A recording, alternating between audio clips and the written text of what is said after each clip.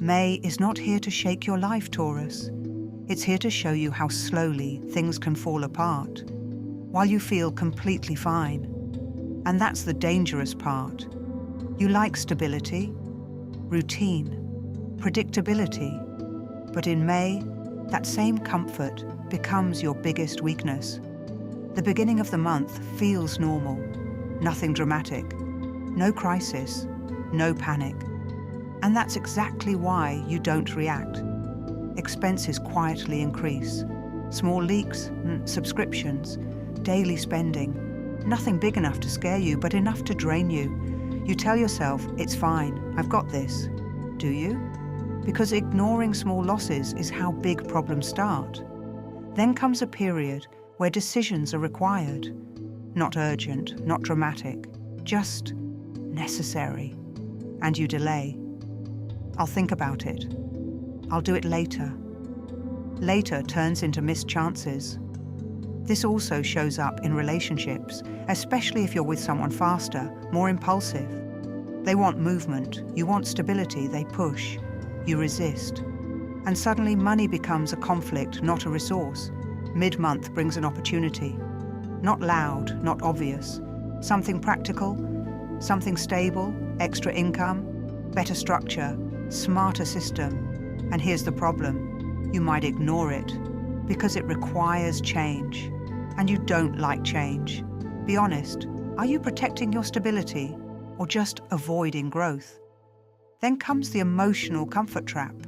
You don't overspend like Aries. You don't go wild. You just justify. This is necessary. I need this.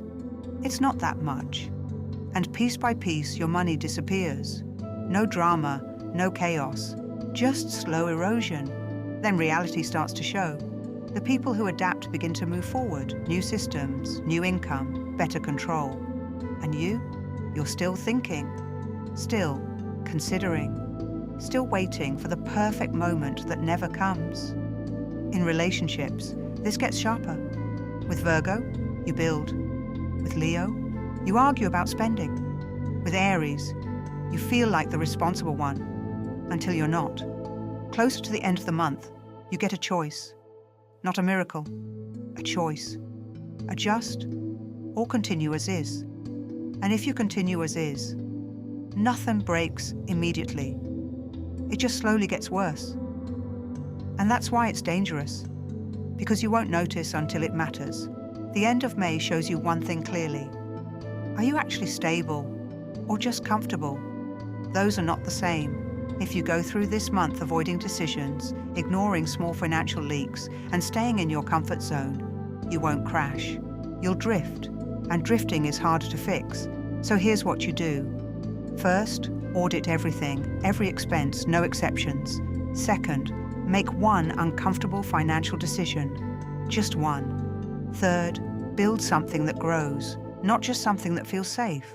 You don't lose money fast, you lose it slowly, which means you have time to fix it. If you actually move, so be honest, are you choosing stability or just avoiding change? Comment stable or change. Let's see who's actually paying attention and who's just nodding along.